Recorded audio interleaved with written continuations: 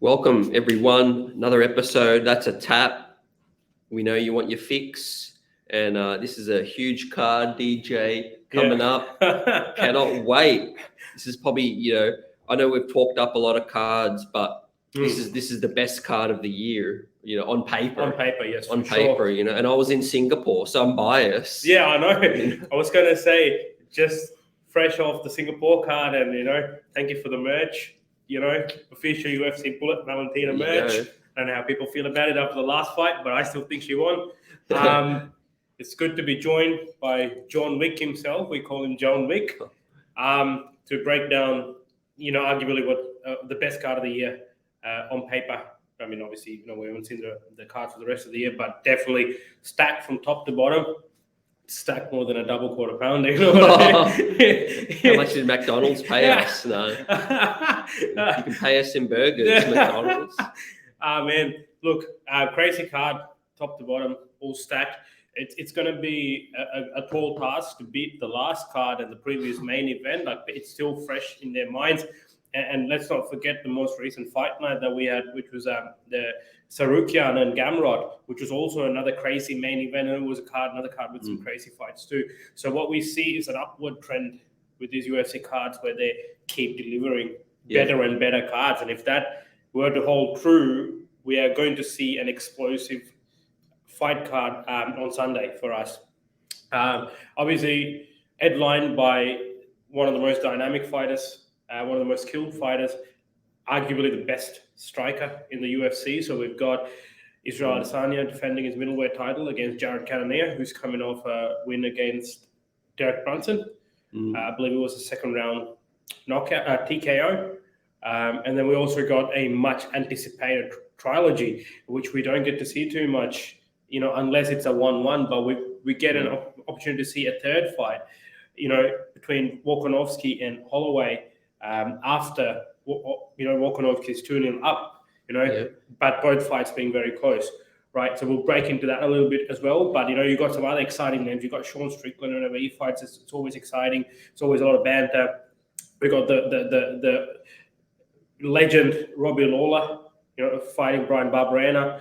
We got another fan-friendly fight in Sean O'Malley. Whenever he fights, he brings the buzz, and he's now finding a top 10 opponent. That's what everyone's been asking for, right?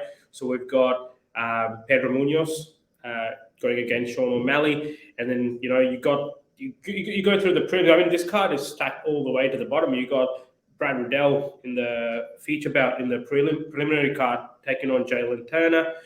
We got another legend in Cowboy Cerrone fighting Jim Miller, who's another legend, right? I mean, it's a funny story for Cerrone after having he pulled out of the fight, and then obviously his opponent pulled out of the fight not too long ago, and now he's found himself in this short notice call up, which is still exciting. And then we got the next big Irish star in Ian Gary. He's fighting as well. We got Brad Tavares in the card. You got Uriah Hall in the early prelims, right? You got Macy Barber and Jessica I in the early prelims, and you got Australia's own Jessica Rose Clark as well fighting in the early prelims as well. This is a card. I know, we have this habit where sometimes we do miss the early prelims, right? And then we just get on to maybe halfway through the prelims and into the main card. But this is one of those cards where, from the get-go, you've got great names and guaranteed fights, obviously. I mean, hopefully, they deliver. But let's get on to this main card, the main fight, right? Straight into it. What's your take on it, Adesanya Cannonier? Look, obviously, headlines the event, but to me, it's not the fight that I'm actually the most hyped about, for obvious reasons, But I just hope that I hope to see a good fight with this one, When I say that, I think Adesanya is likely to dominate. Yeah. Now, no shade on Cannonier. Yeah. That's why I'm saying I hope it's a really close fight, because again, we know how strong Izzy is and how much how much class above he is from the whole division. Yeah. And to me, I want Witter to get another chance, but if he steamrolls Cannonier, then that's basically almost a turning point where he's turned over everybody. Yeah. It's probably would signal, we'll talk about the wash up. it'll probably signalize that he's ready to step up divisions. I think, because this is almost the last bowling pin that's that true. Adesanya hasn't knocked over yet. Yeah, one of the big names. Yeah. Look, I mean, it's an intriguing fight because Canada has his wrecking machine who's been dealing in knockouts and going through his opponents, and the only person he hasn't been able to do that to was Robert Whittaker, right? And if you remember, he ended up with a fractured arm and everything after the fight with Robert Whittaker, and then now he's fighting Adesanya. Like, I mean, one would say, obviously, as you mentioned, Adesanya has proved time and time again that he's a class apart from the rest, right? And he's been doing that. He's been showcasing his skills and the way his attitude towards the fight game and what he brings into that cage and how he performs and the amount of pressure he puts on himself. It's all this. He's a complete fighter and a massive star for the UFC, right? So yeah, look, it'll be a tough matchup for sure for Canada. It's not just something you just can't blitz through Adesanya. That's not something you do because he's so technical, and especially given that he's a very effective counter striker. Right? By lunging in, we saw that with the first Robert Whittaker fight. Lunging in, you're playing into his game, right? And he's really good at aiming and firing. He just doesn't throw random shots. He doesn't spray. He'll pick his shots, and he'll either do what he needs to do to get the decision, or he'll just put you out. Like we've seen this time and time. We've seen that with the Paulo Costa fights. We've seen that with the Vettori fights. All examples, right? Look, he is definitely the next. Canada is definitely the next number one contender. Obviously, Whittaker just fought for that title against Adesanya. However, I did hear. I did see some interviews where he did say, "Look, he's not thinking about 205 at the moment. To be honest, right? He's keen on racking up his title defenses. Like, one would assume he's trying to achieve the Anderson Silva feat, right? And having said that, there is another name who's fighting in this card as well, which is Alex Ferreira, who has 2 wins over Israel Adesanya in a kickboxing tournament, right? So that's another nice storyline too, right? It's just not as... It wasn't as dominant as what it suggests, because I think Adesanya was having a lot of success in those fights with Alex Pereira as well in the fights that he lost. And obviously in the second one, I think he got caught.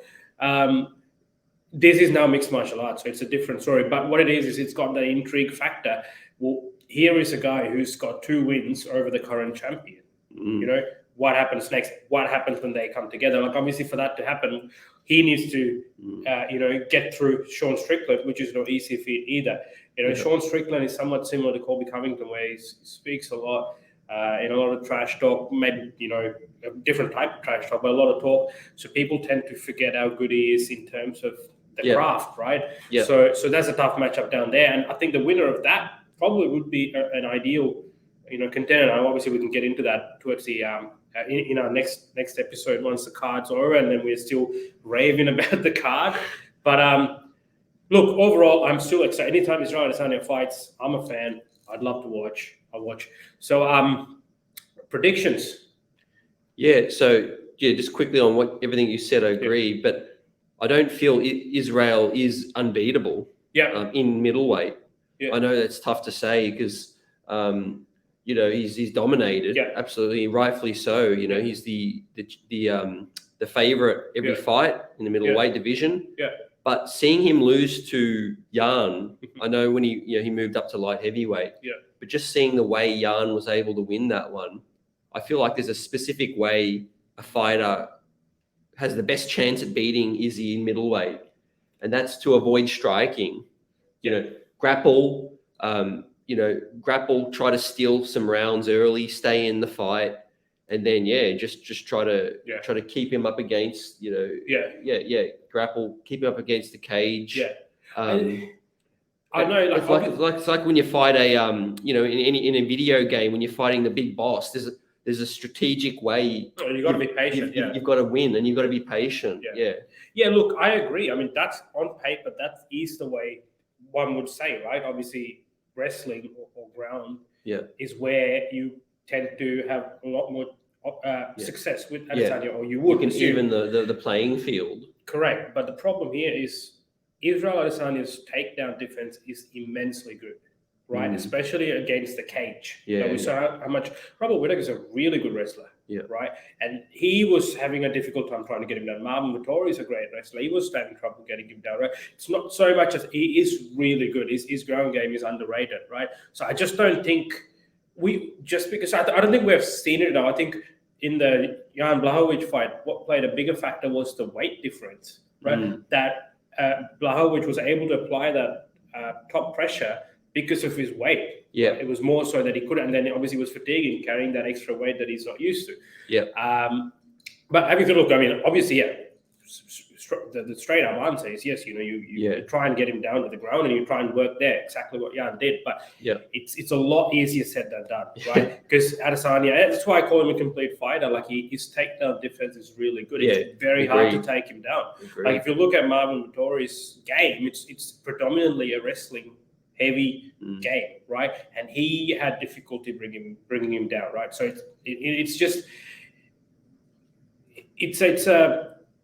it's a risk that, I mean, you have to take, and plus, in order to go for the takedown, you've got to get close as well. And Adesanya is someone who's well versed with all limbs, not just his hands, right? Yeah.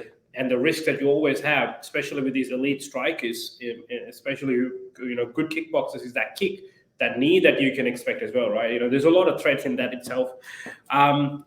Look, I'm sure. Cannonier looks confident looking at him during this fight week. Adesanya is always confident, right? He's put on a lot of pressure on himself. He said, "Look, I'm going to make it look like the Forrest Griffin Anderson Silva fight."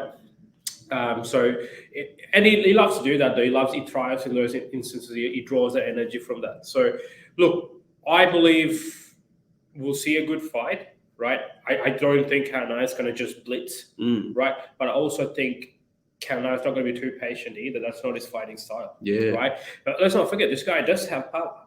Yeah, right? the weight. I know they've spoken about power with Paulo Costa when they fought when Adesanya fought Paulo Costa, and I go, he's a powerful dude, power and all that. But this guy, he's a legitimate powerful dude because he fought in the heavyweight division, then the light heavyweight, and now he's fighting middleweight. You carry that power through. So yeah, look, let's hope it's a good fight. Obviously, we saw that with the Singapore card. When the main event delivers, overall, it just makes that card look great. You know what I mean? And obviously, Dana handing out these promotion, these bonuses and stuff. People are going to go out there and try and put a performance. So, you asked me prediction. Yeah, I can't duck that. So I've got to say, I'll be positive and say we see a really good fight, like you said, and I think it'll go 4 rounds. Okay. I think Izzy gets a stoppage in 4. Yeah, I agree with you. I agree with you. Oh. I think it's a stoppage, but I'm going to say round 3. Okay. All right. I'm going to say round 3. So yeah, stoppage round 3. Yeah. Okay. Now, obviously, like I said, this wasn't actually the fight I'm most looking forward to. Again, the trilogy. Again, bragging rights, legacy on the line. Wait, did you say this is the fight you're most looking forward to? Yes. Yeah. I'm saying the main event wasn't the one I'm most looking forward to. This next one. For main, man. The trilogy, everything on the line, bragging rights, legacy on the line. Hey, stylistically, let me ask you, from your perspective, when 2 guys have fought twice, like, it's just going to be so fascinating because no 2 fights really go the same to me. And, complacency, cockiness, all that kind of thing. Volkanovski is the ultimate professional. But how do you see this playing out? Like, in terms of the fact that they've seen each other twice, how do you think that's going to impact how the third one goes? I think it will definitely play a part, right? But I also think it's going to be it'll play out in a different way. Right. Look, I always thought that Alexander Volkanovski is a great fighter, right? But now in the recent past, I've become a massive fan.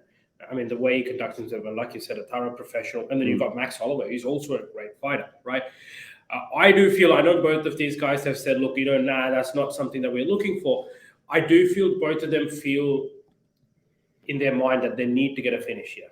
And that's going to bring a different sort of pressure or a different sort of mindset into that. The reason being, if you take it from Max Holloway's side, he has fought him twice, right? In his mind, he believes he won both, right?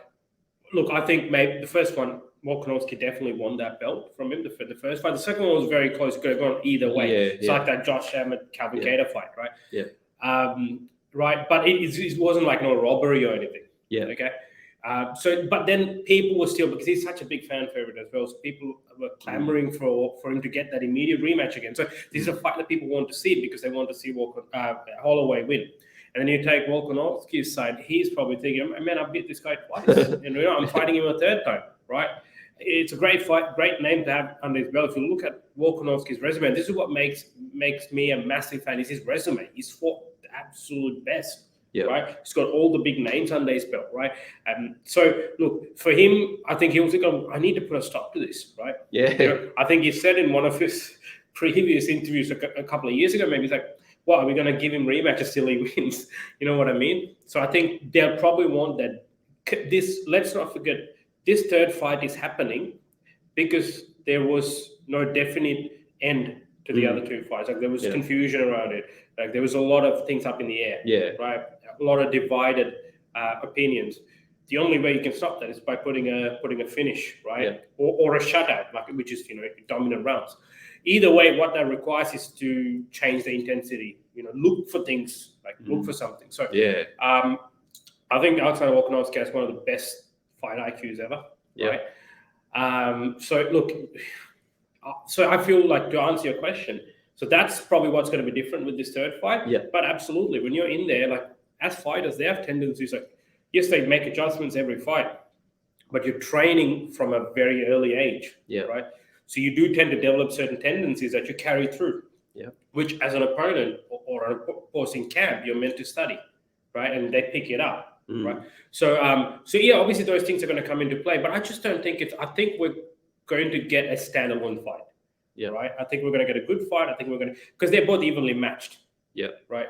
That's the thing. They're both great fighters. That's the whole problem with this fight, right? It's the same problem we have with the Kamaru Usman, Colby Covington fights. They're just so evenly matched. The Davison Figueiredo, Brandon Moreno fights.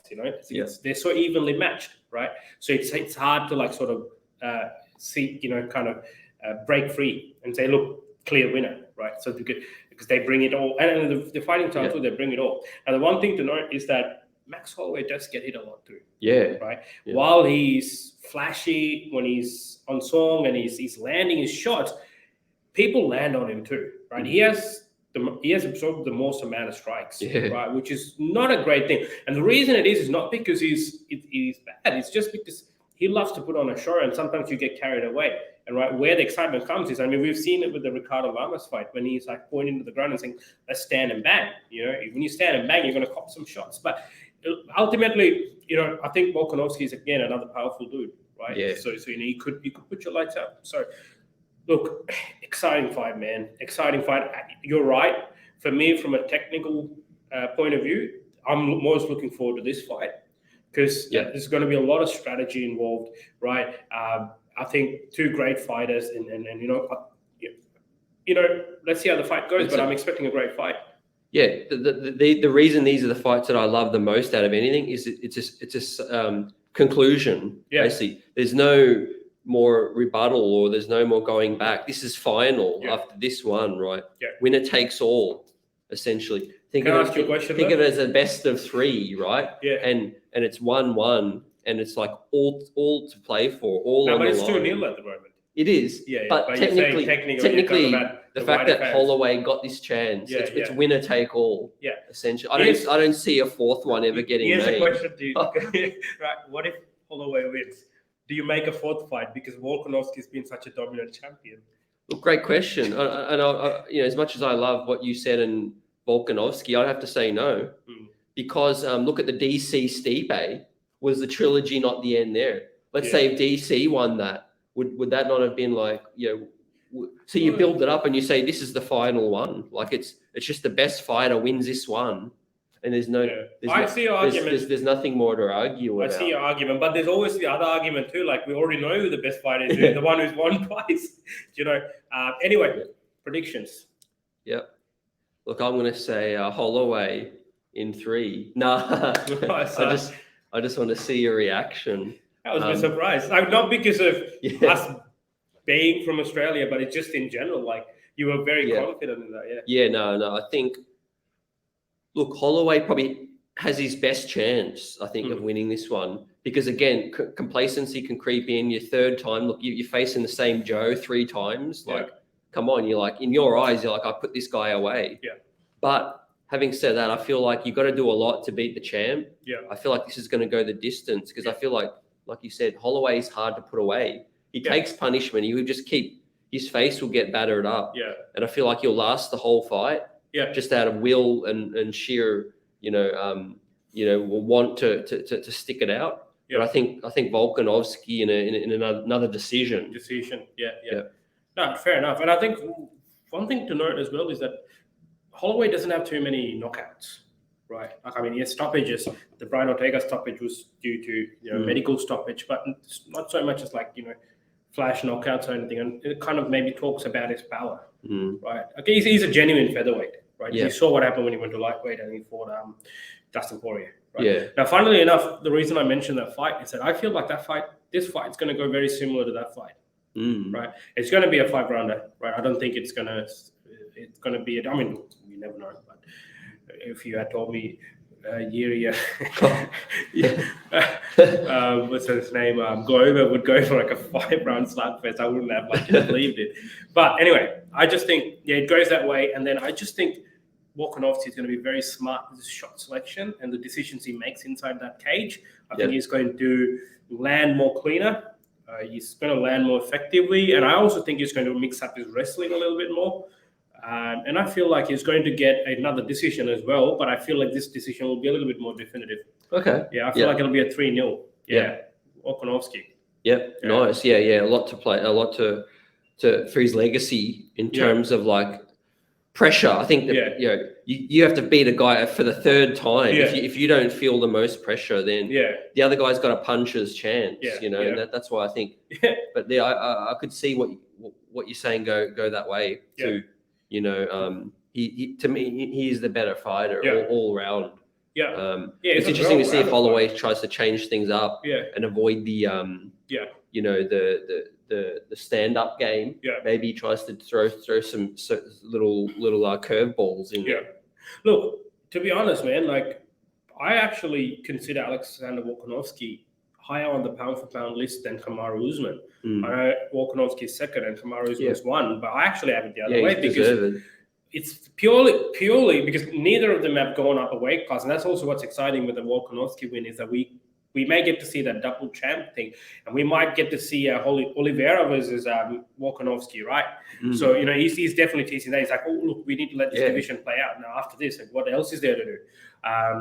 But then, look, it's just quality of opposition that they've faced, right? I mean, look, Kamaru Usman faced George Masvidal twice. I mean, not to say it's a bad thing or anything, but it's just more.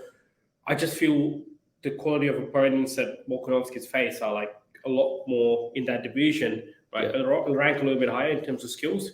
And he hasn't been ducking since, not to say no one's been ducking, it's a fight business, but saying he's been picking all the tough fights. Right? We've got Chad Mendes, Jose Aldo, Max Holloway twice, right? Brian Ortega, right? Korean Zombie was meant to be Holloway. So, look, so I think based on all that, I actually have him higher on that pound-for-pound list. Yeah, well deserved. And this would definitely put him at... I feel like, if he gets a win, he has to be number 1. You know what I mean? There's no other way. Yeah. Right? And same thing, Israel Adesanya, I actually have him higher than Kamaru Usman as well. Yep. You know what I mean? He would be as well. Yep. A lot of legacies on the line. Yep. And let's quickly touch on the rest of the main card. Yep.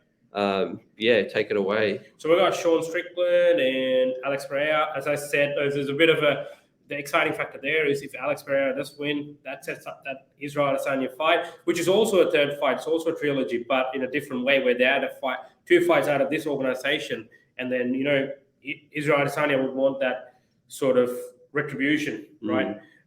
Look, Sean Strickland's a fun fight as well, right? As I said, sort of his trash talk and his personality tends to take away from how good he is as a fighter. I think Israel Adesanya described this fight the best if Sean Strickland can keep his ego in check, which is, he's a fighter, right? Like, I think if he tries to strike with Alex Ferreira, I feel like Alex Ferreira is a superior striker.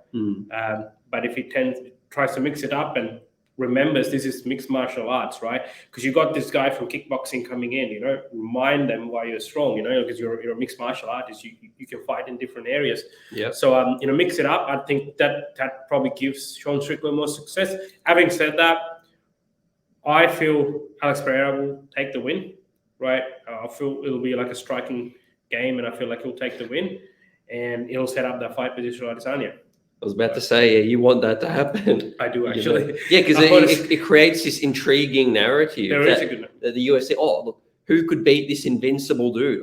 Maybe the dude that's beat him twice. Yeah, you know what I mean? It sets it up perfectly. Yeah. Like, I'm not saying the Sean Strickland fight won't be bad, but again, like, he's a striker. Israel Adesanya is too good, Yep. So, yeah. Yep. No, agree. Yep. Pereira. And what about Lawler? Wait, what was your prediction? Yeah, I just said Pereira. Yeah. Yep. And we got Lawler and Barberena. Yes. Yep. So look, man, whenever Robbie Lawler's a legend of the game, right? I mean, I'm glad it got bumped from prelims to the main card. I think because Misha Tate and Lauren Murphy, their fight got cancelled. A great fight. Two very exciting styles. They both come forward. I think if you remember Brian Barberena's fight against Matt Brown, it was a crazy fight, and then Robbie Lawler's coming off a win against Nick Diaz. He looked good there, but no, it'll be a good fight. It'll be one of those fights where I don't think it goes the distance. Right? Yeah. I think there could be a stoppage. I'm going to go with the wet. I'm going to say Robbie Lawler. Yep. Yeah, I agree. That's two of us again. Yeah. I think we're agreeing on everything. Look, he's winding down. I don't know how many more fights Robbie would have left, because he didn't look great in the last one. I think he got stopped.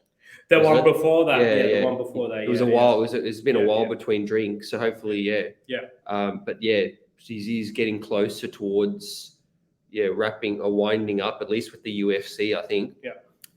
And huge opening fight to the main card, Sugar Sean. I mean, UFC has been doing this where they're putting exciting fights as a main card opener, right? Which gets the attention and sets the tone, right? I think they got that formula right. I think we saw that happening since the last New York card when they put Justin Gaethje and Michael Chandler as the opener. So, look, again, crazy fight. I think Sean O'Malley, similar to Israel Adesanya, is a very, very good striker, right? Yeah. But also, I think just because we haven't seen other aspects of his game, doesn't mean, he's any lesser in those other areas. I feel like he's equally good. I feel like he's well-rounded, and we just haven't had an opportunity to see that. Because the people he has fought are predominantly strikers too, right? Yeah. And having said that, I think Pedro Munoz is also very similar in that sense. Like, he obviously likes to, strike and a very aggressive sort of marching forward approach, which probably doesn't bode well against someone like Sean O'Malley, who is very precise with his striking and will be able to pick his shots, right? The range is going to be insane. Like, Sean O'Malley is very rangy. He's got the range advantage, the distance advantage. So, look, I think the best thing about this fight is that the question's always been asked, like, when will we see Sean O'Malley fight a top 10 opponent? And I think, we get that now. So after this, it's nothing but upwards, right? If he wins, he breaks into the top 10, and you were looking at a top 5 opponent, or and then the top 3, and then the title fight, right? If everything goes to plan, right? So look, Pedro Munoz, again, very similar to Robbie Lawler. Hasn't had the greatest of run, but having said that, he's fought nothing but tough dudes, right? He's fought like former champions and everyone. So he's not losing them badly. He's only losing them by a margin, or whatnot. So he obviously desperately wants a win. Right. Obviously, Sean O'Malley, if he were to lose, the UFC would want him to win, given his fan following and the sort of buzz he brings to the fight cards. Look, again, I think we're going to see predominantly a striking matchup, a striking fight, and I think Sean O'Malley will take it. I think it's going to be a stoppage, to be honest. Okay. Yeah, I would say around 2 stoppage. Yep. I could definitely see it go either way. This is probably the 50-50, the most 50-50 for me. Oh, really? Just because fireworks are going to fly. Yeah. O'Malley likes to obviously be the one, and he does leave himself open as well. He's got a very, very casual approach. I think that the fact that he's had a couple of huge knockouts, I think he's obviously really, really confident. And I think Munoz could definitely sneak in there. I think he's going to give him his biggest challenge. 3 rounds. What's the longest fight an O'Malley fight's gone? I would say that Chris Martino fight 3 rounds. But it was stopped at the very end of it. But I think this will be one of the longer ones as well. And I think O'Malley might just either get a stoppage at the very end, or it'll go decision. No, fair enough. So you're still going with O'Malley? Still going O'Malley. Look, that's the main card. Just to note some other key fights, obviously the feature bout in the preliminary card is a big one with Brad Riddell, Israel Adesanya's teammate, taking on Jalen Turner, again, another exquisite striker. I mean, they're both crazy strikers, right? The matchmaking on this card has been crazy, right? They've matched up well. It's matched up for exciting, explosive fights. Again, 2 guys who don't take a step backwards. Riddell's coming off a loss to Rafael Fiziev, but it was an exciting fight there. Jalen Turner's coming off a win. So it's again guaranteed fireworks there. We got the 2 legends facing off, Cowboy Cerrone and Jim Miller. Obviously, will be a good fight. They're both veterans of the game, so someone will get stopped in this one, definitely. I feel so too, but let's see. I feel like there's going to be a stoppage. Look, as we mentioned at the top of the episode, there's some other exciting fights all the way through to the very first fight of the night. And look, hope you guys, all. For all our sakes, hopefully it's a explosive card and it delivers what it promises, right? Anything more from you, CT? Well, let's just touch on the location as well, because obviously we've got things heating up. France will be coming up as well. This one obviously continues to move around. I mean, look, I would like to say, I'm assuming we're going towards when will they come here, right? I think I would like to say it's almost inevitable now, right? I mean, they're definitely on the road. It's now a foregone conclusion that Australia is definitely open, right? There are no more mandates or requirements. We even have had a recent update come through, which suits a lot of people. So I think, look, they got the stadiums here. They got the star power more than anything, right? We got you got stars, massive stars and great fighters like Israel Adesanya saying, look, I will only fight in Australia. Right? So, why not exploit that market? If Adesanya, Volkanovski, and all of them win, even Brad Riddell, and you got like a whole list of talent that you can put in a card, right? The whole main card could have Aussie fighters and Australian New Zealand fighters, and you could have a very good card, right? You got some big names. You got Jimmy Crute in there. You got Jack Della Maddalena who's coming up. Right. So look. I'll break this here. My prediction. My prediction is the next card in Australia, like you said, you won't be too far away. And it's going to be in Perth.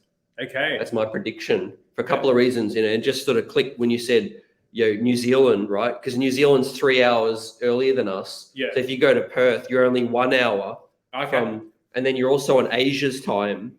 Then you've also got the new Optus Stadium there, 60,000. Massive stadium. That could be what they did with Marvel. They could bring that to the Perth Stadium, and then also they've been to Perth, so they know what to expect. And it's closer to everywhere else on Asian time zone. So I'm going to say if they come here, it's Perth. It'll be exciting. You definitely got the star power to be able to hold a really good card. So let's hope that's true. I'll be willing to travel to Perth. Watch that. Live in person. Adesanya main event, Robert Whittaker co-main event. Bam Bam, we've got so many. Bam Bam, man, so many. Hometown kid, Jack Della Maddalena. I feel like most of the great fighters in the UFC at the moment are from Australia or New Zealand. I mean? Like with what's his name as well from Epping. Jake Matthews. Jake Matthews as well. Like those guys just put on a show. Man. With finishes, that's what UFC want. They're coming in to finish. Dana was throwing out bonuses. Look, great card to expect. I've cleared up Sunday. and then we watch this card. Going to enjoy it. Yep. Get ready. Probably one of the best of the year. And as always, so excited to talk about it after as well. So catch the aftermath episode. But yeah, for this one, the preview of UFC 276 on That's a Tap. That is a wrap until we catch you in another episode of That's a Tap. Salute. See you later.